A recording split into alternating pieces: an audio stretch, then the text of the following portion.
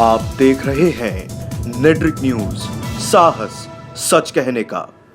नमस्कार, मैं हूं आपके साथ प्रेरणा तलवार और आप देख रहे हैं नेट्रिक न्यूज। लोकसभा चुनाव की डेट अनाउंस होने के बाद से ही राजनीति में सुगबुगाहट शुरू हो गई है, जहां सभी विपक्षी पार्टियों ने रमजान के दिनों में वोटिंग कराने पर बीजेपी पर आरोपों की बौछार लगा दी है। तो अब एक बार फिर बीजेपी विपक्ष के निशाने पर आ गई है। केंद्र सरकार पर मनमानी का आरोप लगाते हुए समाजवादी पार्टी ने चुनाव का बहिष्कार करने का फैसला किया है।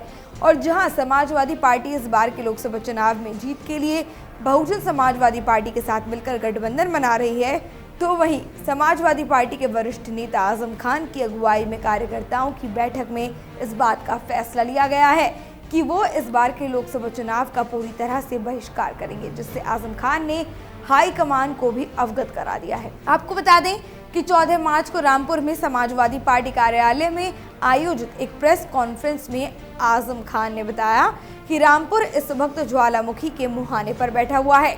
देश की सरकार बेटी बचाओ बेटी पढ़ाओ का नारा देने वाली मोदी सरकार ने पूरे देश में अपनी जुल्म की इंतहा कर दी है और इसमें प्रदेश भी चपेट में आ रहा है।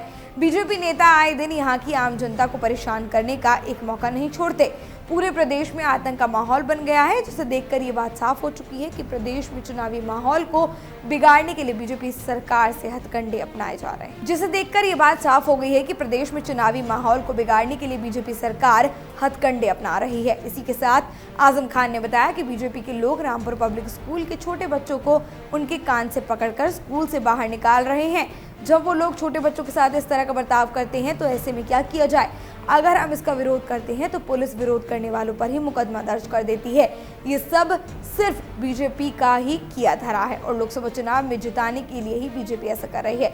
बीजेपी का ये पैंतरा समाजवादी पार्टी बखूबी समझती है। ऐसे माहौल को देखते हुए पार्टी के सामने चुनाव लड़ने का बहुत बड़ा सवाल खड़ा हो गया है, क्योंकि ऐसे हालातों में निष्पक्ष चुनाव की उम्मीद रखना बेवकूफ़ी होगी। वहीं जब आजम खान से पुलवामा हमले के मास्टरमाइंड मसूद अजहर को बचाने के लिए चीन के वीटो के सवाल पर उन्होंने कहा कि मोदी सरकार की विदेश नीति की असफलता नहीं है, क्योंकि पीएम मोदी तो पाकिस्तान और चीन के सबसे अच्छे दोस्तों में से एक है। आजम खान ने पीएम मोदी पर तंज कसते हुए कहा कि तभी तो हमारे पीएम मोदी बिना बुलाए नवाज शरीफ की बर्थडे पार्टी में चले जाते हैं और चीन के राष्ट्रपति को तो वो खुद झूला झुलाते हैं। और अगर बात करें मसूद की, तो उसे कंधार ले जाकर किसने छोड़ा और उसे छोड़ने के लिए भारी रकम किसने दी थी? गौरतलब है कि हमारे देश के पीएम बेटी बचाओ बेटी पढ़ाओ के नारे तो बहुत लगवाते हैं, लेकिन उन्हीं की पार्टी के लोग रामपुर में बच्चियों के कान पकड़कर उन्हें स्कूल से बाहर खदेड़ रहे हैं। इस पर पीएम मोदी कोई एक्शन क्यों नहीं लेते? अगर वो सच में देश के विकास के बारे में सोचते हैं तो वो अपने शासन के दौरान ये दरिंदगी